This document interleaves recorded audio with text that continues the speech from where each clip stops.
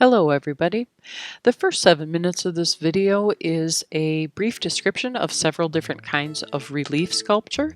The second 7 or 8 minutes is me walking you through one specific project that I created, and then the last 7 minutes is me giving you some specific techniques on how you are going to be able to build your own project.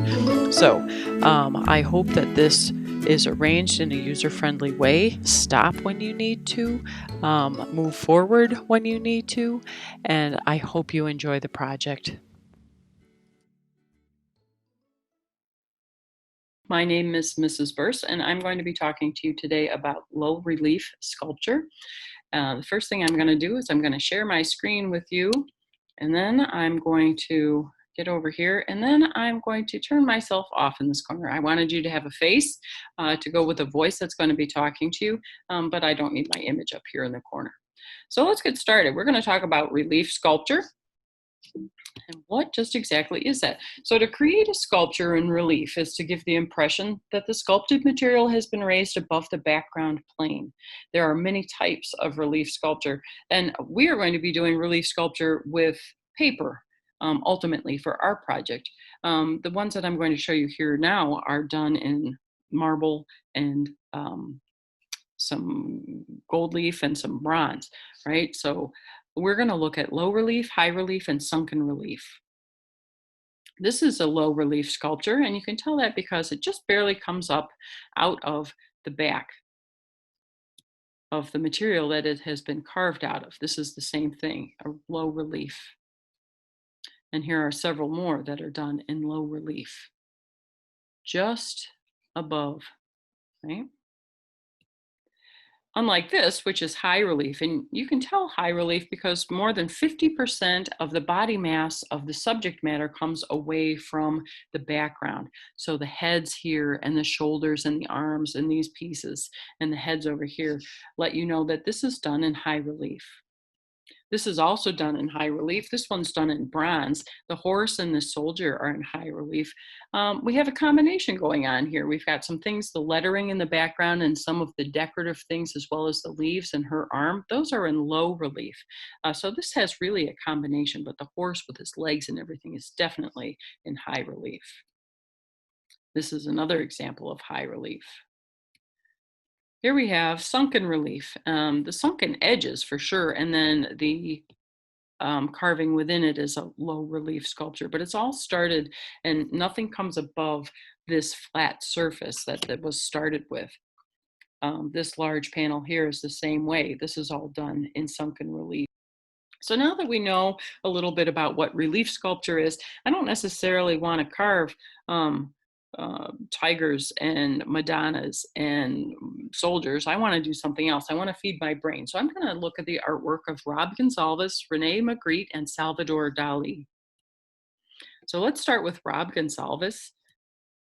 He did the ships and clouds, which you might be familiar with. Look at this as the ships go back into space and the columns come forward and become space. Pretty mind-bending, right?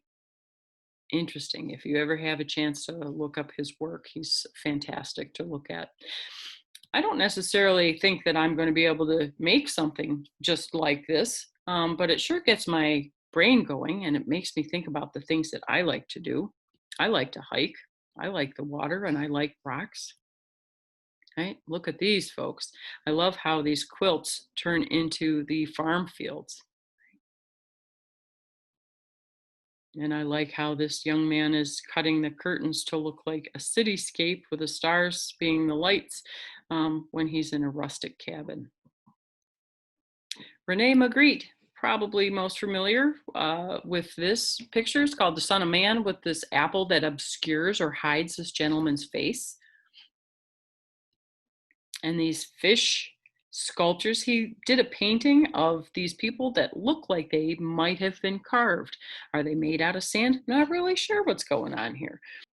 Salvador Dali. We've got this background and we've got this face that looks like it was just kind of this wire thing set down in the middle of all of this, and the face is starting to appear on the framework. He's got some kind of buggy legged elephants walking across the desert. And persistence of memory with a melted clock's probably one of the more famous works by Salvador Dali. And I think that's the one that we're going to base our work on, or at least the components of. So I think I'm going to create something that has a few large objects and that has some simple shapes and that has textures with smaller objects and everything on a background of land and sky. And so I did. Um, Obviously, I'm not Salvador Dali, but I like what I have going on here. I put things in there that I like. I like to go fishing. I love coffee. I like sailing little boats. I love flowers. And I love being outdoors, watching the clouds and playing banjo or guitar. So this is fitting to me, even though these items don't make any sense. You wouldn't walk outside and see this somewhere. But that's what makes this so great. It's a one of a kind world that I created, and I really like it. So now it's your turn. I want you to come up with ideas of things that you like, simple shapes that you're going to be cutting out. So the first thing that you're going to do is you're going to gather together all of your materials so you're ready to work. And then you're going to sit down and you're going to write down some of the things that you like to do. And you will use those ideas to sketch images, just simple shapes. Remember that Dali used several large objects and he created a variety. So once you get your ideas in mind, then you will go ahead and start drawing those just real quick. Don't spend hours and hours because that's not what we're doing. We're going to be cutting our stuff out of paper, but we want to get an idea down on paper. Make sure you have several large objects. Create texture in your objects where you may be adding that texture in later as paper, or you may be adding it in with a marker. Use some smaller shapes also. So as I look at my idea sketch and I look at my paper, I am thinking that I'm going to have two different colors in my background. I'm going to have some sort of earth color and I'm going to have some sort of sky color. You can make this totally abstract and weird. This doesn't necessarily have to be brown earth. It can be weird colors that are in here. It can be water. It can be sky. These things can be floating. It can be whatever you want it to be. So just keep that in mind. And as you're looking at your paper, what portion, this is about 2/3. I would like to make it about 2/3. So the thing that happens when you glue down large sheets of paper like this is they tend to have wrinkles and warps in them when you use a wet glue like this. A glue stick doesn't do that so much. I'm not too worried about these because I'm putting so many other things on top of this that this is my background, okay? And a lot of that stuff is going to get covered up. So in my rough sketch idea, I've got a giant carrot, and this is broccoli. So I'm going to work on making this carrot first.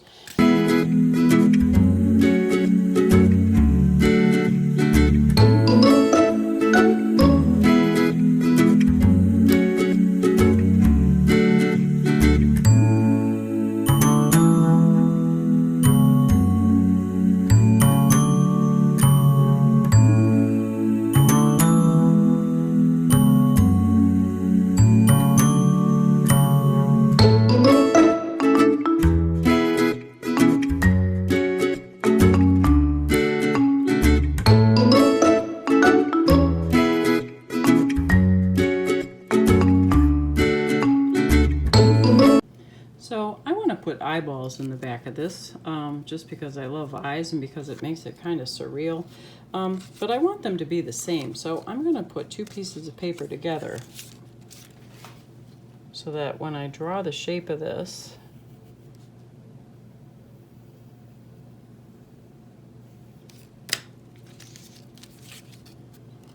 when I go to cut this out,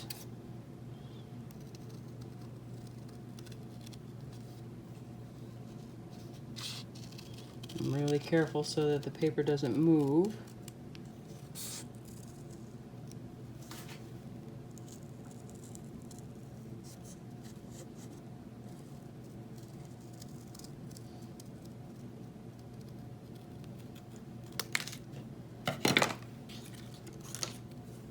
So now I have two that are the same, but I don't leave them like that. This one I'll flip, right? So now I've got two eyes to put in my background. So you can see that I have added some pieces to this. I've added some tomatoes. I had these really large pieces, which I started off with, and I wanted some strangeness in here. I didn't want this to just look like a garden, so I've got this kind of window piece that I've cut and put in here. I've got eyeballs, which I cut. And then I made these tomatoes, and I really like that I have these smaller things in there. When everything is big, it gets to look all the same. So it's nice to have a variety of smaller shapes, okay? Right now, all of these are laying flat. There is no dimension other than the bend of the leaves, but these are eventually going to be put up on stilts, right?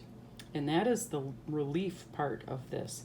This is going to come up and away from that eyeball. It will give it a little bit of distance and a little depth.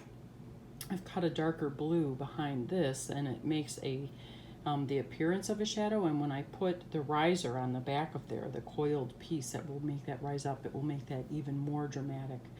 So I still want to break up this large orange section here. I think I'm going to see if I've got some more orange paper and I can actually make another layer and give this some more texture. I want to maybe give this a little more color, like I put the green lines in here. I may go in and put some green lines in that. And then I'm going to start putting this together. And before I do that, I'm going to roll up a bunch of strips and make some risers. And I'm going to show you several different fastening techniques. So I will show you that here next. So when you start getting ready to do your relief, where you are going to be lifting these up into the air, you need to have something that will create that elevation, a riser, if you will. And if you look down in here at this finished piece, I have a little tube of paper that's rolled up. And I have a shorter tube of paper, and those are the things that give this lift and causes that relief. Okay, I've got some underneath here. So I want to tell you, when you're making these, you use your scrap pieces of paper that you have left over. And when you cut this, you want to make sure that you're cutting an even strip so that when it rolls up, it's level. Okay. I just eyeball it so it's even from one end all the way to the other end. If you had something that was like this, when you go to roll this up, it doesn't have an even edge across the top. Let me show you what I mean. So to roll this, you're going to pinch this and run it through your fingers. If you have something that's stiffer, you can use the edge of your scissors. Okay, get some pressure on there, hold on to it tightly here, and you pull, right, and it starts to curl it for you. And get down here at the other end. You hang on to it and roll it there.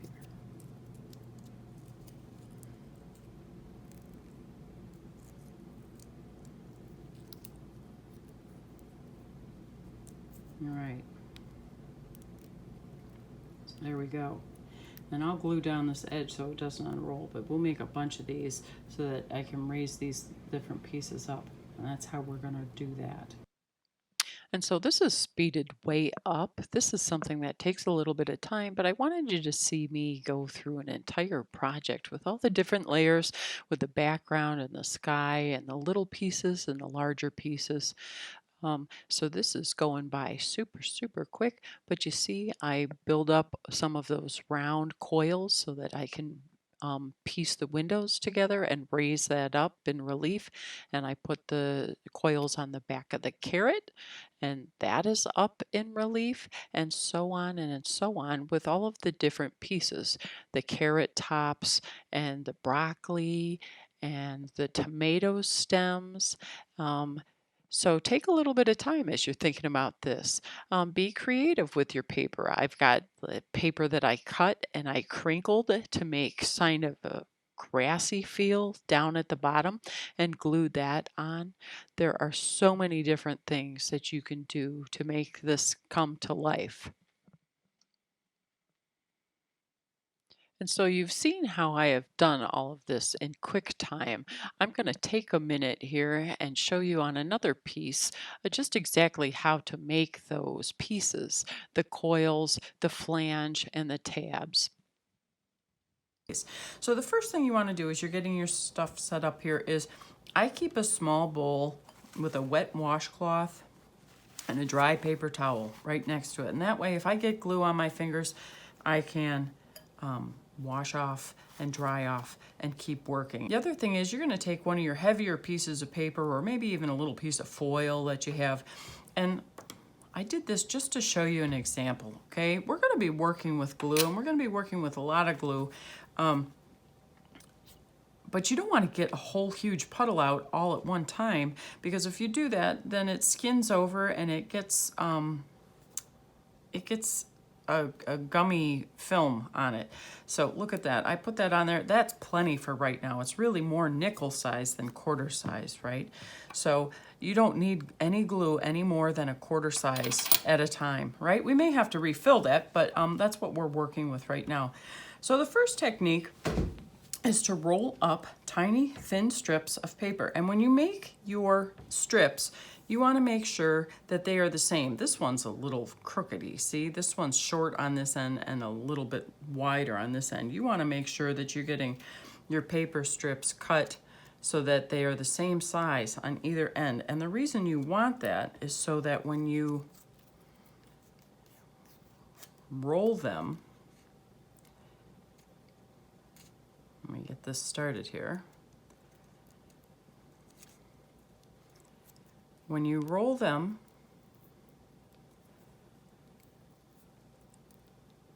if they're a different height on different ends, this top will be crooked and your paper won't want to sit on it flat, right?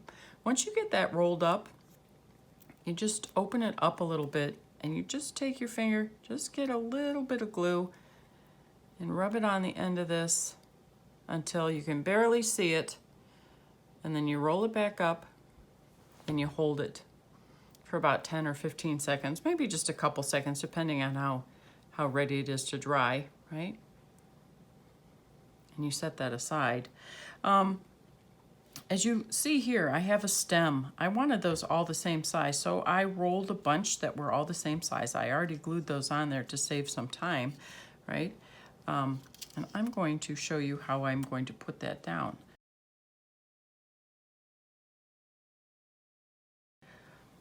So you take one of these, I'll do it on this other leaf here. You take one of the pieces that you have rolled, and you have to roll them tight enough that there's a surface area that will pick up glue. If it's just a single piece of paper, just a single roll, it doesn't want to hold the glue as well.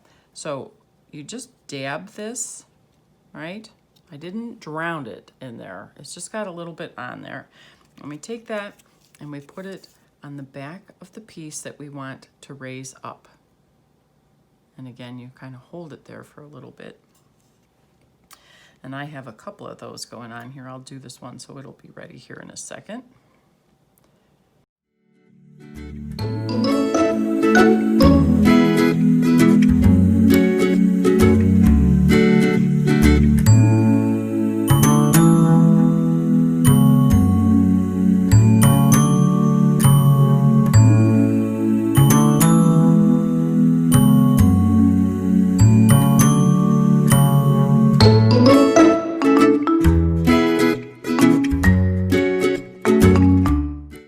There's another type of connection that's called a flange, and I've built one here already. It took a little bit of time to cut the fringe.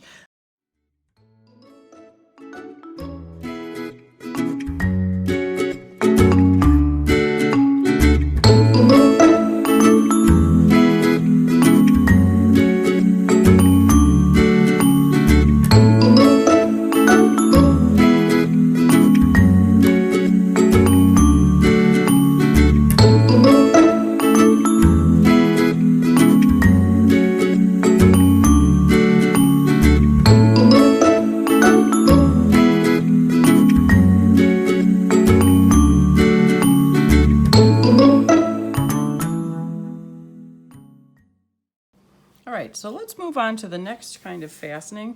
So far we've had our coils, we've had a flange, and now we're going to do something called tabs, right? And they're basically these little tiny boxes that we put together in order to elevate our basic shape here. So like I said, if I want to know exactly where my piece is going to go, and in this instance, it also helps me know where to put the tabs, I trace around my gecko here. And actually, a gecko is just a snake with legs, right?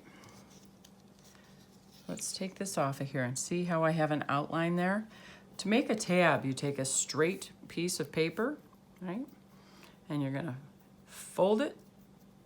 And the next fold is the height. Right, so that's how high, this is how high it's going to be off of the paper.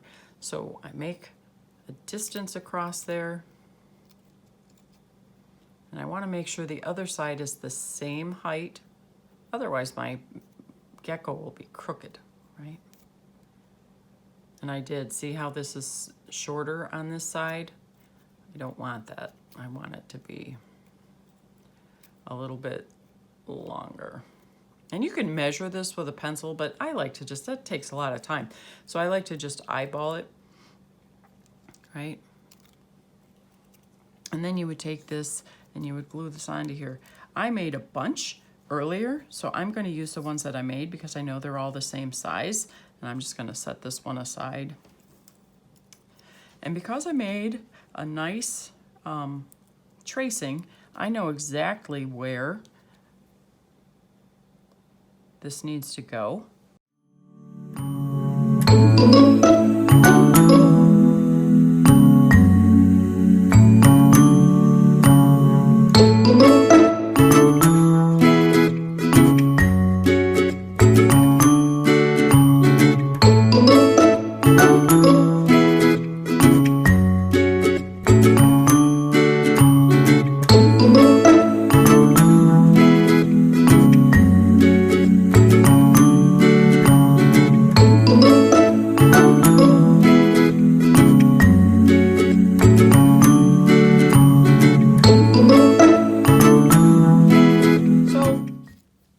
I want to make a really tall flower. You know, we're talking about doing things in really high relief. The problem is when you start making really tall tubes, they want to fall over. Even if I have a puddle of glue, and I can make a big puddle of glue and it'll sit there and it'll sit there and it'll fall over and I'll get really angry and really frustrated. So if you're doing something like a forest of flowers, okay, these wanted to fall over all the time. Now they're on there pretty sturdily because I added a tab. So let me show you. It's really simple. All you do, now you can just put a flat tab on there and make it stick onto there, but try and incorporate your artwork, right? If I'm gonna make a water spout, try and use maybe some blue. And I put that on here. And I press it on and I hold it. And while that one's holding, I'll get the other one. One tab is probably not going to be enough. It'll want to fall over in that direction. So I would suggest 3. And that'll make a nice anchor, right?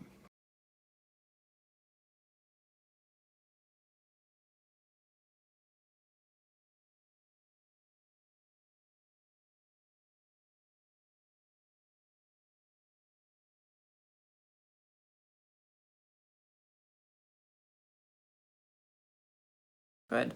All right, so we have our coils that we used for the relief in here. We have the flange that we used on this flower.